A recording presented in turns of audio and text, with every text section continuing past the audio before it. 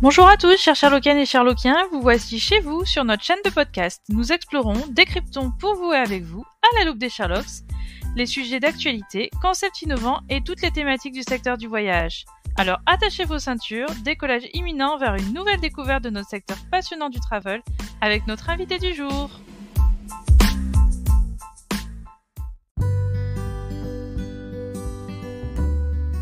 Bonjour, vous êtes sur les Sherlocks du voyage. Aujourd'hui, on va parler des voyages en solo et au féminin avec Marion et Carole qui vont nous parler de ce sujet fort intéressant.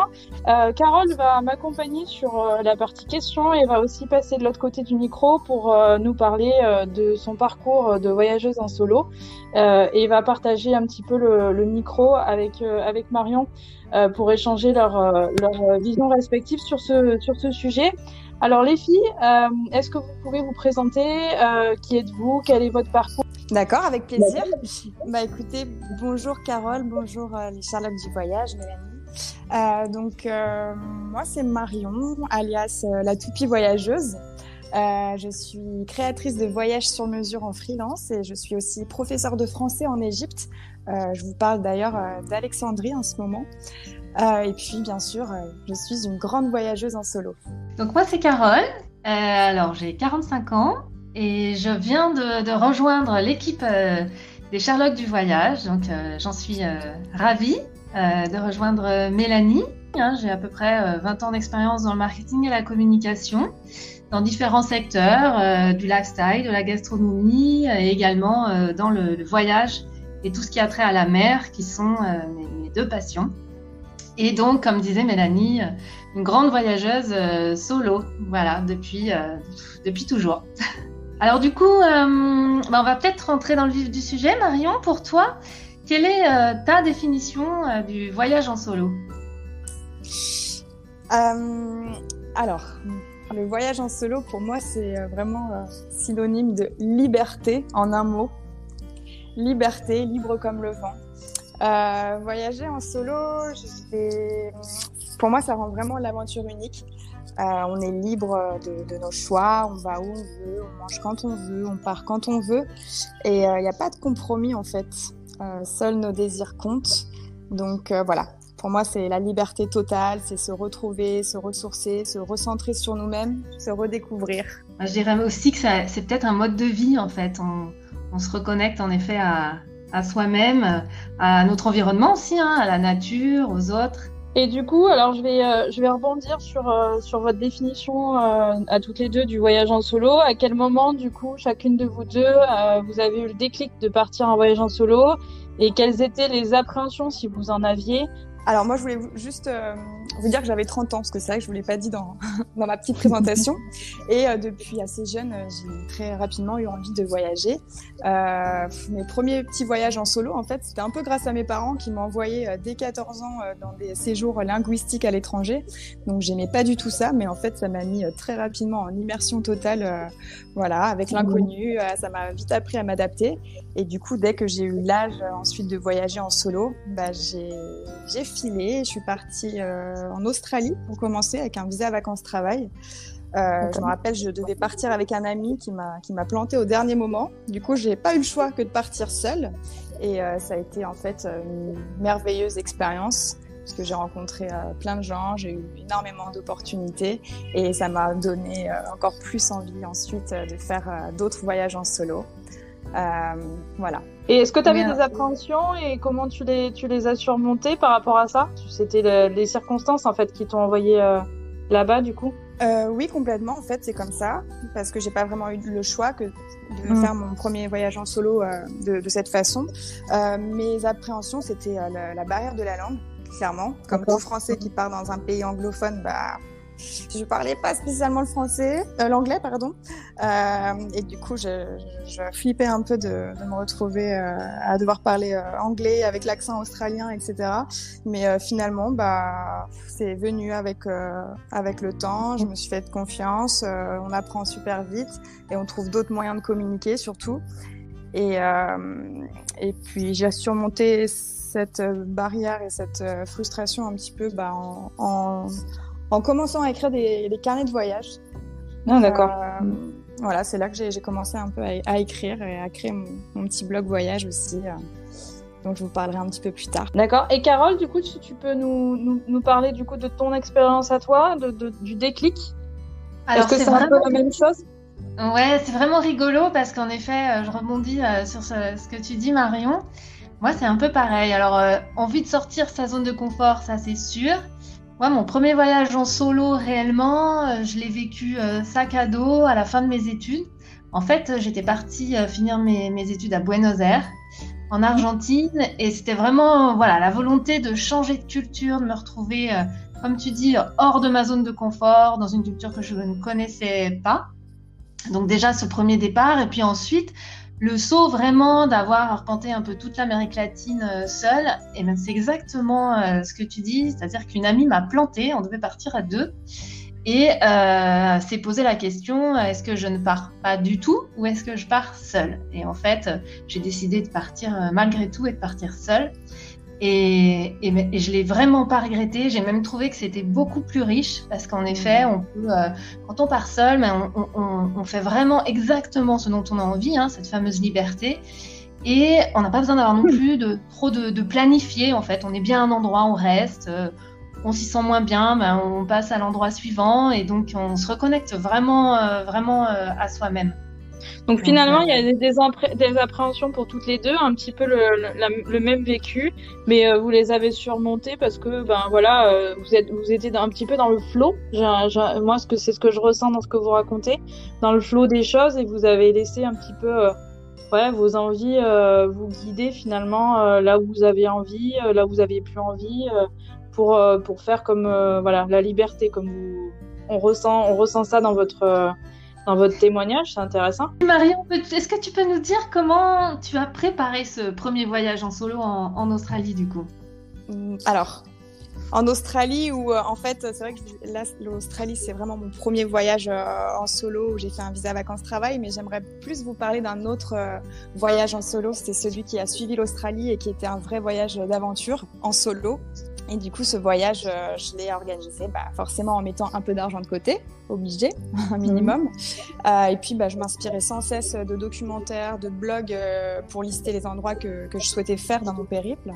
J'avais fait aussi une ébauche d'itinéraire pour avoir une idée de combien de temps j'allais passer dans les destinations, le budget approximatif, etc., comme pour tout voyage.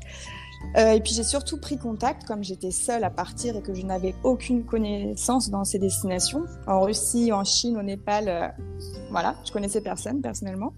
Donc j'avais pris contact avec des habitants en fait, afin de rencontrer un peu des locaux. Je ne sais pas si vous connaissez le concept de couchsurfing, ce concept où on peut vivre, on peut séjourner chez un habitant qui nous accueille gracieusement. Voilà, donc j'avais pris contact avec des personnes comme ça, j'avais échangé, j'avais un petit peu préparé le terrain, anticipé, et voilà.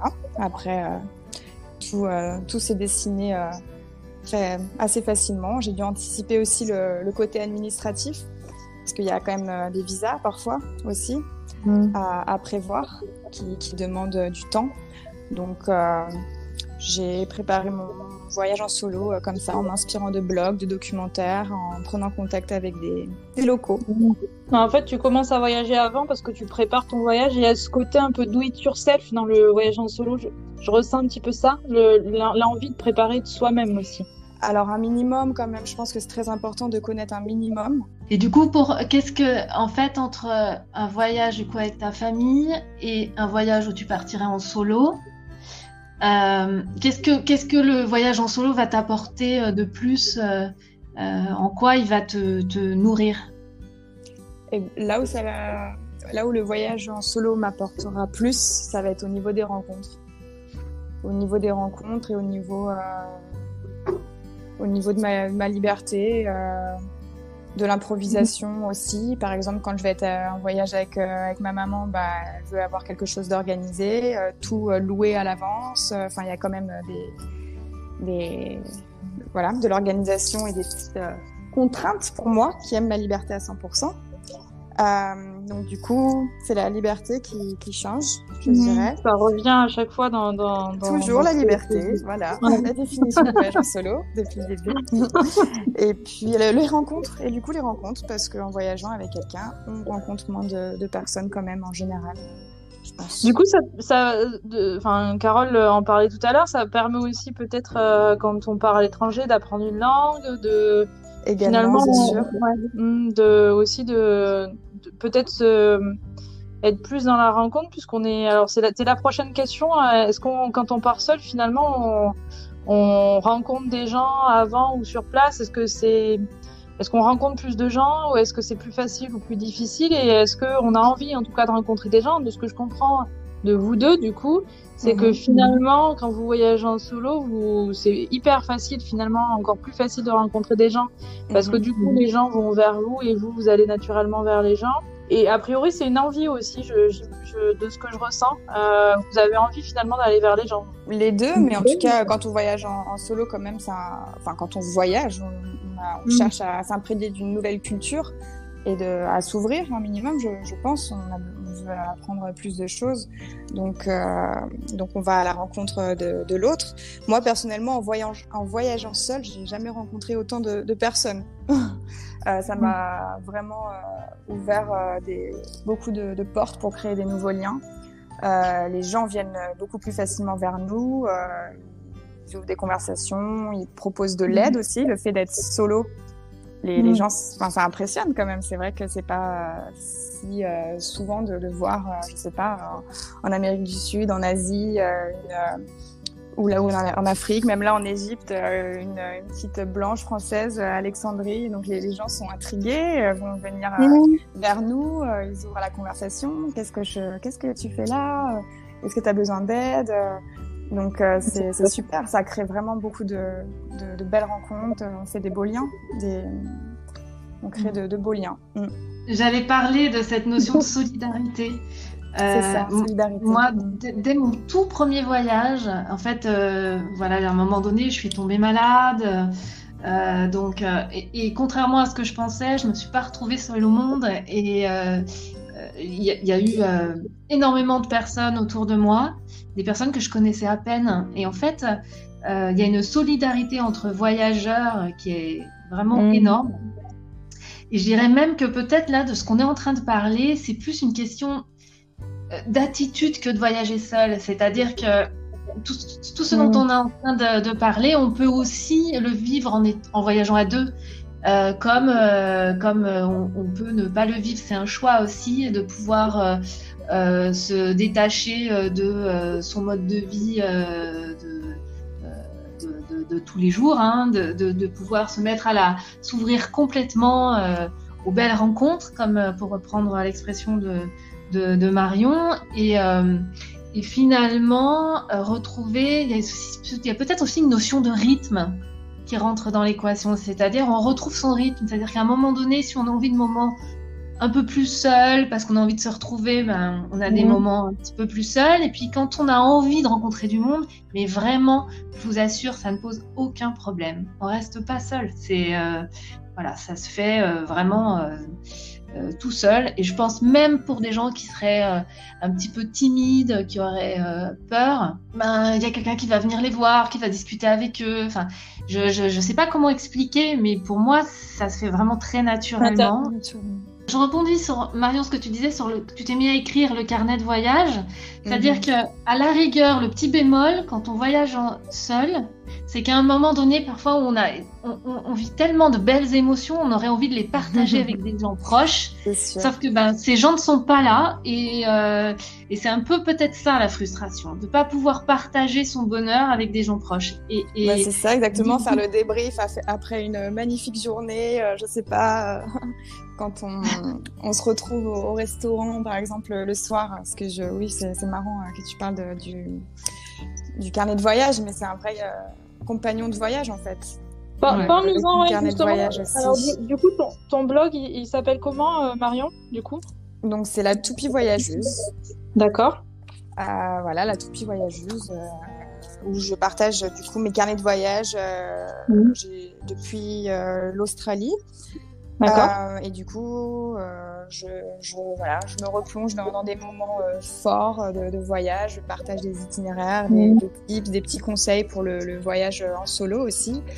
Où je partage ma passion. C'est très très important de partager. J'ai pas envie de garder tout ça pour moi. Donc au début je l'écrivais dans un carnet et puis maintenant c'est en ligne, donc sur la Toupie Voyageuse. D'accord. Et du coup t'écris ça au resto le soir parce que tu fais un petit peu des de ta journée. Quand je suis en voyage, je vais pas forcément utiliser mon site internet, mais un carnet un papier avec un stylo. Et où du coup, bah voilà, c'est ces moments où je me retrouve en solo. Il a fallu apprendre à m'occuper et du coup, j'ai commencé à écrire ces carnets de voyage. Et donc, par exemple, à un moment au restaurant, voilà, des moments où on se retrouve bien seul quand même face à son assiette. Donc, ces moments-là, faut s'occuper et du coup dans ces moments-là je me replonge dans ma journée, je vais écrire, je vais faire le petit débrief, faire le point. C'est mon grand moment de retrouvailles avec moi-même. C'est un moment de calme aussi, de ressourcement. Exactement, c'est ça. Et puis ça permet voilà de noter, de pas oublier, parce qu'on en rencontre des personnes, on en vit des moments quand même et on pense qu'on va s'en souvenir pour toujours, mais non. Donc toutes ces choses, faut les écrire. Là, il y en a qui vont être plus dans la photo, moi, c'est l'écriture. Est-ce que du coup, Carole, toi aussi, tu faisais des choses comme ça, peut-être des carnets que tu partageais pas en ligne, mais Et oui, parce que moi à l'époque ça n'existait pas le blog, mais bien sûr, oui, je tenais un carnet et moi j'étais très photo quand même. Enfin, je le suis encore. D'accord. Quand je voyage, en fait, rien qu'en regardant mes photos. Je revis les moments. Est-ce que pour toi, Marion, est-ce que pour toi, il existe une communauté justement de voyageurs solo qui partageraient ce type d'informations avec d'autres pour les inciter à partir? Est-ce que toi, tu en fais partie? Comment tu vois la chose? Bah oui, complètement. Il existe beaucoup de blogs ou même de pages de solo travelers dans chaque destination en fait. Donc ça c'est super pratique. Par exemple en ce moment je suis en Égypte et il y a une page Women in Cairo. Donc les femmes du Caire, les femmes d'Égypte en fait, c'est les personnes qui voyagent seules en Égypte. Et il y a plein de conseils pour les femmes qui voyagent seules. C'est vraiment important, je pense, toutes ces pages, ces liens pour partager, être au courant de ce qui se passe et puis aussi garder un lien avec la communauté, avec notre communauté de voyageurs. Donc il y a une vraie en solo. de voyageurs en solo, quoi. Complètement, ouais. Souvent sur Facebook, il y a une page de voyageurs en solo dans la destination. Donc c'est vraiment super. Moi, je la rejoins à chaque fois que je me rends dans une destination pour pouvoir lire les informations, pour me mettre à la page, me mettre en garde aussi. Et je suis une grande adepte de la page We Are Backpackers.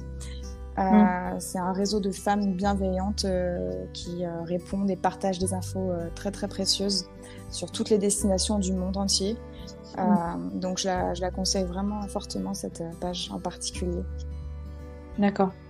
Alors on va poser une question qui est un peu une question que tout le monde se pose, surtout peut-être nous les femmes. Est-ce que vous pensez que c'est plus compliqué de voyager en solo quand on est une femme? Et est-ce que vous avez vécu justement des belles frayeurs ou au contraire on peut si on se renseigne bien avant, justement peut-être sur ces blogs, ces pages, etc., on peut y aller tranquille, parce que c'est peut-être une question qui revient peut-être souvent. Ouais, aussi. qui revient souvent. C'est sûr. Peut-être certaines personnes. Est-ce qu'il y a des destinations plus safe que d'autres par rapport à ça aussi pour nous les filles? Je pense qu'il y a beaucoup d'a priori sur le voyage en solo. Hein. Je suis impressionnée. Enfin, ça fait là une demi-année du coup que je suis en Égypte. Je me suis vraiment, honnêtement, jamais sentie en insécurité, comme je peux me sentir en insécurité parfois en France, par exemple. D'accord. Les gens, je les trouve vraiment bienveillants et très accueillants et toujours à proposer de l'aide. Et non, ils ne sollicitent pas forcément tant que ça, comme on pourrait l'imaginer dans la rue ou Je pense qu'à un moment, il faut qu'on casse les idées reçues aussi et voilà, oser se rendre dans ces endroits et se faire notre propre avis. D'accord. Et est-ce que ça, c'est le genre de choses aussi que tu partages avec les autres, justement, sur ton blog, les fausses idées reçues sur les destinations? C'est intéressant. Voilà, c'est ce que je suis en train d'écrire en ce moment, justement, sur l'Égypte. Les médias aussi n'aident pas, c'est certain. Ouais, je pense que les médias aussi transmettent des images et un petit peu des idées reçues qui sont pas forcément la réalité dans les pays. Et c'est vrai que le voyage permet ceux qui voyagent et qui transmettent ces informations-là sont très utiles et précieux, je pense, pour les voyageurs en solo, mais aussi pour des voyageurs qui voyageraient via des opérateurs. Bah oui, complètement, pour tous. Hein. Totalement. Non, là, les Égyptiens, ils sont vraiment ravis d'avoir des personnes qui osent venir les voir, du coup. En fait, c'est plus comme ça. D'accord. Aujourd'hui, je crois que c'est 5% de la planète qui est visitée au niveau touristique, donc il en reste 95%. Donc, en fait, il y a encore plein de choses à découvrir et les médias là-dessus, savent entretenir les peurs. Hein, donc, et j'ai aussi, moi, ce même retour d'expérience que toi. En fait, tout est une question d'être préparé à où on va.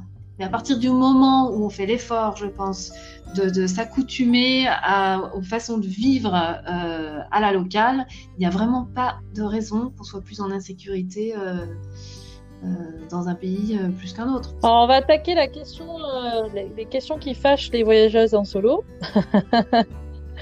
Alors, comment vos proches perçoivent votre envie de voyager en solo? Est-ce que c'est facile à expliquer aux autres C'est vrai que c'est une Est-ce qu'ils vous tiennent par la qui est rigolote avec le temps, finalement. C'est vrai qu'au premier abord, ça paraît toujours un peu étrange de partir en solo. Les gens comprennent pas forcément ce que ça peut apporter. Et pourtant... Quel bonheur. Après, du côté de ma famille, moi j'ai de la chance, j'ai ma maman qui m'a transmis sa passion des voyages. Donc du coup, elle est peut-être inquiète parfois pour sa fille, mais elle me soutient toujours dans mes projets. Mon père, lui, il a dû accepter ce mode de vie. Il me soutenait pas forcément au début. Il me disait que c'était de la fuite, mais voilà, finalement, c'est ma vie. Et mes amis, certains sont comme moi, certains pas vraiment. Mais en général, c'est vrai qu'il faut expliquer qu'est-ce que ça apporte. Maintenant, ils me connaissent bien, donc j'ai pu à me justifier. Mais c'est vrai qu'au début, c'était quand même difficile parce que les gens ne comprennent pas forcément. C'est un déclic, c'est une façon de vivre. Peut-être que les gens, alors moi je voyage pas en solo et en fait à la fois ça m'intrigue et à la fois je pense que peut-être que les gens en fait dans leur manière de parler finalement traduisent leur peur à eux finalement. Exactement. C'est des choses qu'ils n'oseraient pas forcément faire. Donc souvent ils vont freiner en fait en disant moi je pourrais pas. Souvent ils ramènent à eux aussi. Ouais, voilà, ils ramènent à eux. Moi je pourrais pas. Oui, mais tant mieux, c'est pas toi qui pars. Par après, je pense que ça va se démocratiser parce qu'on en parle de plus en plus. Il y a de plus en plus de gens qui écrivent comme toi aussi, Marion, et du coup, et qui partagent aussi. Donc c'est quelque chose qui et puis avec Internet aussi, on est peut-être un peu moins, on est quand même hyper connectés. Et ça peut-être ça enlève des barrières. Est-ce que d'ailleurs vous pensez Carole, par rapport à maintenant, par rapport à quand toi, justement, tu as voyagé en solo où tu n'avais pas peut-être tous ces moyens de connexion, aujourd'hui, c'est quand même plus facile, non? Mais oui, mais carrément. Maintenant, il y a quand même, j'ai fait beaucoup de Skype. Oui, ça aide beaucoup. Hein. Et le fait qu'ils nous voient, c'est pas juste un mail, ils nous voient, on échange. Du coup, Marion, est-ce que tu as quelques petites anecdotes de voyage à nous raconter et pour nous faire rêver un petit peu? J'en ai pas mal qui me viennent en tête comme ça, c'est sûr. les rencontres, forcément. Je me suis retrouvée plusieurs fois très chanceuse à être invitée dans des endroits magiques. Comme j'étais seule, il restait une petite place dans une voiture pour aller dans des parcs nationaux, dans des endroits assez merveilleux. Donc, j'avais la chance d'être seule, vu qu'il restait qu'une place. Là, comme ça, j'ai l'Australie qui me vient en tête. De quoi ? Là, je disais le dernier, mais l'Australie, très bien.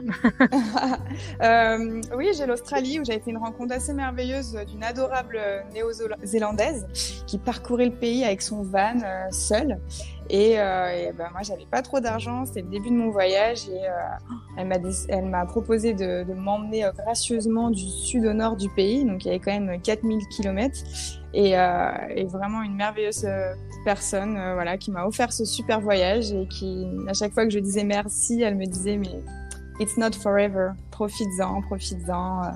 Le dernier en date, c'était au Kenya, là pendant le Covid, pendant toute la pandémie, j'étais au Kenya.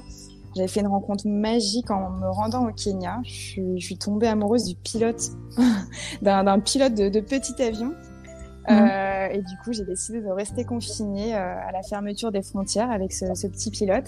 Et du coup, qui m'a fait découvrir le Kenya vu du ciel, de parc en parc, pendant que les Français restaient à la maison, qui n'avaient pas le droit de sortir. J'étais vraiment particulièrement privilégiée.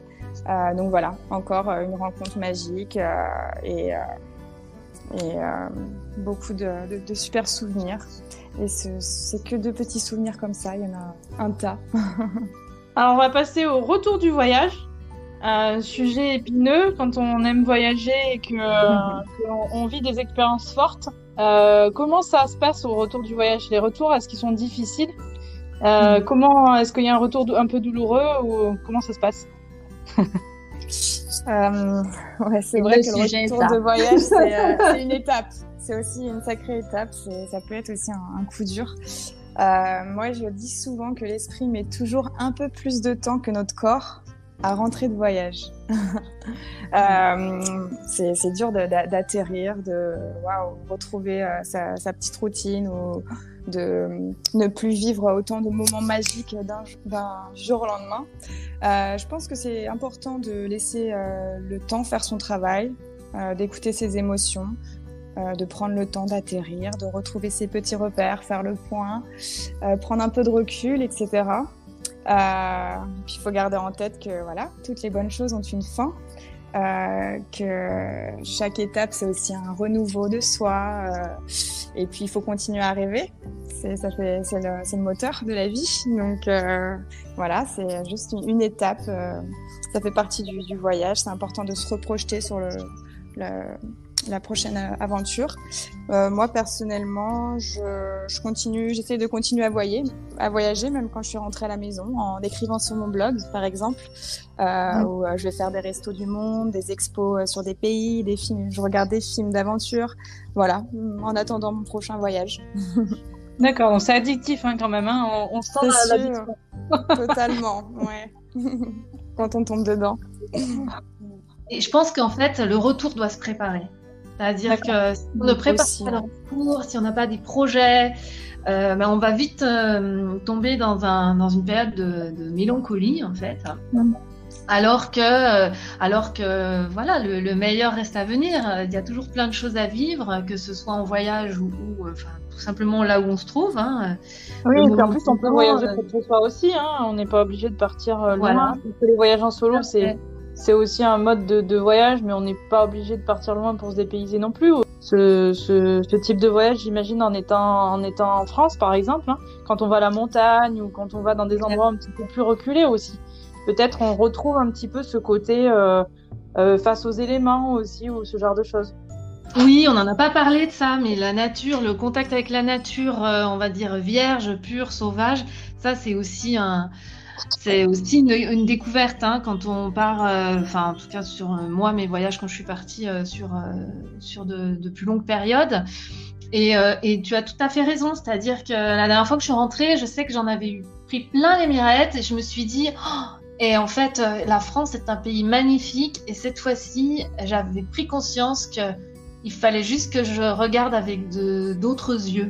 Parce que le voyage, pour moi, signifiait avant partir dans des contrées lointaines et dans des cultures très différentes de la mienne. C'est pas le même style de découverte et je pense qu'il faut pas les opposer. En ce moment, on oppose beaucoup entre ceux qui restent, qui veulent décider de rester, de plus prendre l'avion, de voyager en France, et puis ceux qui veulent continuer à voyager à l'autre bout du monde. Je pense qu'il ne faut pas opposer ces deux façons de voyager, qu'elles se complètent, et que moi, mon expérience de voyage à l'étranger me permet certainement aujourd'hui de voyager dans mon quotidien, et que c'est une espèce de transformation de soi, le voyage. Donc, c'est super intéressant ce que tu dis, Carole, parce que du coup, ça remet le voyage en solo finalement sur toutes les destis et sur la manière de voyager finalement et l'envie de découvrir les gens et d'aller dans les territoires. Pas forcément la destination a finalement pas autant d'importance que la manière d'aborder le voyage, quoi. On va passer à la prochaine question on va parler un petit peu plus de la pratique. Est-ce que au début, vous avez eu des besoins d'accompagnement non inassouvis? Est-ce que du coup, tu avais besoin d'accompagnement, par exemple, Marion, la première fois ça dépend des destinations. Ça dépend des destinations. Personnellement, l'Australie, non. J'en avais pas spécialement besoin. Mais je pense que oui, c'est important de passer par des agences pour certaines destis. Surtout au début je me souviens aussi être partie en Inde seule une dizaine de jours et avoir organisé tous mes transferts via une agence et parce que j'avais aucune envie de me retrouver dans une mauvaise situation et que j'avais un petit peu peur ou je préférais avoir un peu d'encadrement sur place donc ça m'est arrivé d'être passée par une agence pour organiser un peu mon voyage en fonction de la destinée. Ouais. Un vrai coup de pouce, c'est sûr. Et puis ça rajoute pas de temps au budget finalement. C'est du confort et de la sécurité aussi. Alors je rebondis là-dessus parce que du coup, il y a plusieurs articles dans le Figaro, etc., où on parle un petit peu des voyages en solo et on dit voilà, les voyages en solo, est-ce qu'ils sont les mal aimés du tourisme? Parce que c'est vrai que il y a finalement très peu d'opérateurs qui se positionnent sur ce type de voyage. Est-ce que pourquoi tu penses que les voyages en solo sont pas finalement trop abordés par les pros du voyage? Est-ce que c'est parce que justement vous faites un petit peu du do it yourself, vous aimez préparer? Je pense que c'est exactement ça, Mélanie. Ouais, en général, les voyageurs en solo sont des vrais petits aventuriers dans l'âme, et du coup qui aiment se challenger, être indépendants et donc organiser leur voyage par eux-mêmes.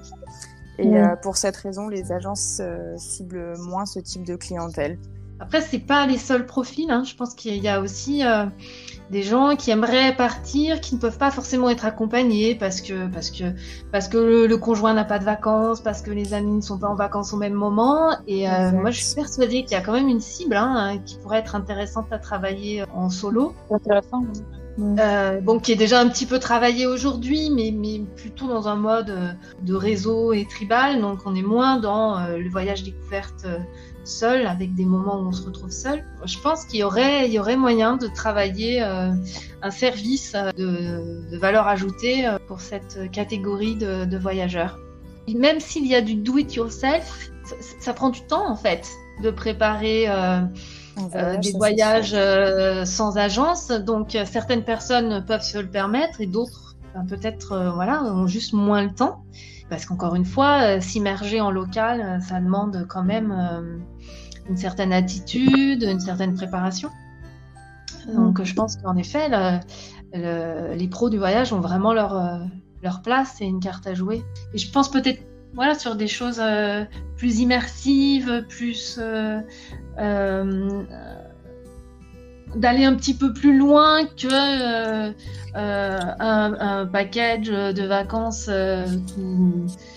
tout prêt, quoi. C'est-à-dire d'aller de pouvoir offrir peut-être sur un voyage des temps forts de 2-3 jours sans que l'ensemble du voyage soit déjà organisé de A à Z du jour 1 au jour final. Laisser cette notion de liberté en fait qui est chère aux voyageurs solo quand même. Et du coup en fait, alors on voit dans les articles qu'a nommé Mélanie, il y a le fameux, ce qui est mis en question en disant que les pros du voyage délaissent un petit peu les voyageurs solos, c'est qu'il y a cette fameuse question du supplément single, surtout hébergement hein, principalement. Toi, dans tes différents voyages, comment tu le vis, ce supplément single? Est-ce que pour toi, ça a été facile de trouver des hébergements? Soit est-ce que tu le pratiques ou est-ce que tu arrives à trouver des hébergements qui arrivent à facturer un peu plus juste le fait que tu sois seul? Encore une fois, ça dépend de la destination, je pense, et puis du prix de la vie sur place. Mais c'est vrai que voyager en solo, c'est pas la formule la plus économique en fait, comme ça. Pas du tout, au contraire, c'est parce qu'on paye tout seul en fait. Donc l'hébergement, le transport, les excursions, on partage pas. Donc dormir dans un hôtel, ça reste un hébergement de luxe pour un voyageur en solo. Car qu'on soit un ou deux dans la chambre, en fait, le prix reste le même. Donc ça, c'est un petit peu embêtant. La formule la plus économique, ça reste du coup l'auberge de jeunesse ou l'hébergement chez l'habitant, comme le couchsurfing ou Airbnb, où on peut rester chez l'habitant aussi. Personnellement, dans les destinations où je me rends, comme là, encore une fois, en Égypte, le prix sur place de la vie n'est pas très cher. Donc je m'y retrouve clairement, même avec le supplément solo, quand je pars du coup découvrir un nouveau coin d'Égypte. Et puis voilà, donc je me fais plaisir aussi en général en voyageant de temps en temps, en m'octroyant un hôtel en hôtel. Sinon auberge, Airbnb. Mais c'est sûr que c'est pas le plus économique. Le secteur en fait du voyage, il s'interroge aujourd'hui sur les besoins de cette communauté de voyageurs solo. D'autant plus que le Covid est passé par là, aujourd'hui on ressent le besoin de se retrouver son petit cocon, de partir avec des amis proches. Donc de peut-être être moins dans des groupes justement. Toi, qu'est-ce que tu constates comme changement peut-être autour de ta communauté et qu'est-ce que le Covid selon toi a pu faire évoluer comme tendance et quel pourrait être l'avenir du voyage solo selon toi? Ouais, je pense que l'avenir du voyage en solo, il va être en plein développement. Là, je pense qu'il y a beaucoup de personnes qui se sont posées des questions là pendant le confinement, qui ont pris conscience de pas mal de choses, et qu'il était temps de vivre sa vie maintenant aussi, d'oser faire des choses. Donc, je pense que l'avenir du voyage en solo, il est plutôt pas mal. Parce qu'il est vraiment tourné vers le bien-être aussi, le développement personnel, la confiance en soi, tout ce dont on parle beaucoup en ce moment. Et puis du girl power aussi, quand il est au féminin, du coup. Il y a une certaine émancipation justement par rapport au Covid, du coup, de ce que tu penses, du fait qu'on on se repose les bonnes questions et on se dit voilà, il faut profiter, il faut y aller, quoi, parce que la vie est courte. Je pense que c'est le déclic que certaines personnes ont eu pendant le confinement, totalement. Donc je crois vraiment en le voyage en solo. Et puis en plus, encore une fois, on est tellement connectés aujourd'hui avec les réseaux sociaux que on n'est plus si seul que ça. Et donc, ça peut rassurer quand même beaucoup de personnes. Je pense qu'il y a de plus en plus de personnes qui osent et ça va être une vraie tendance. Ça l'est déjà. Petit à petit, okay. Ça commence. Super, on arrive à la fin de l'interview qui était hyper intéressante, hyper riche. Et du coup, Marion, on a envie de te poser la question, que dirais-tu aux personnes qui hésitent encore à partir en voyage en solo, s'il y en a encore qui hésitent, ton message personnel que tu voudrais faire passer sur les Sherlock du voyage? Des personnes qui hésitent vraiment? Non, mais je dirais tout simplement qu'il est temps d'écouter son cœur, d'écouter son âme, de se faire confiance, d'oser de vivre l'une des expériences les plus fortes, les plus magiques de sa vie. Pour moi, le plus compliqué, c'est vraiment de prendre la décision, comme je l'ai dit un peu plus tôt dans l'interview, d'oser. Et ensuite, tout roule, tout s'enchaîne en général parfaitement. Voilà, ma philosophie perso, c'est que lorsque l'on souhaite vraiment, tout est possible. Alors voilà, autrement c'est qu'on s'est trouvé des excuses, donc voilà, faut pas trop réfléchir parfois et oser. Super beau message de fin. Est-ce que Carole, tu veux donner un dernier message de fin? Et puis après, c'est le clap de fin de cette super belle interview. En tout cas, le message dit écoutez le podcast et puis surtout, n'hésitez pas, quoi. Oui, voilà, écoute, moi je rejoins totalement Marion. Merci en tout cas, Marion, pour ce partage d'expérience au nom des Sherlock. Oui, allez-y, partez selon vos envies. Vous avez envie de voyager en groupe, partez en groupe. Vous avez envie de voyager en solo, partez voyager en solo. En tout cas, surmontez vos peurs et laissez-vous guider par vos envies. Même si vous êtes des filles, le girl power. Voilà, girl power. Merci Mélanie, merci Carole. Merci. Et puis on vous dit à bientôt sur les Sherlocks du voyage.